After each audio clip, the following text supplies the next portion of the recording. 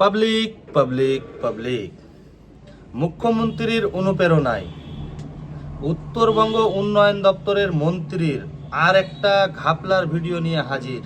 আজকে আমি কথা বলবো কালিয়াচক মাস্টারপাড়ার রাস্তায় পাগলা নদীর উপরে ক্যালভার্ট পুনর্নির্মাণের কাজের নিয়ে। যে কাজে এত দুর্নীতি হচ্ছে যে দেখলে আপনার মাথা খারাপ হয়ে যাবে।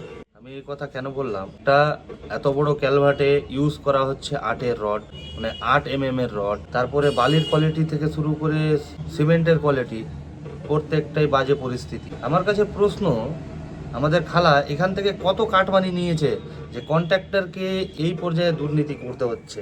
সাধারণ মানুষের জীবন নিয়ে এত কেন খেলা? সাধারণ মানুষের ট্যাক্সের টাকায় প্রায় 93 লাখ টাকার কাজ, যেখানে দুর্নীতির শেষ নেই।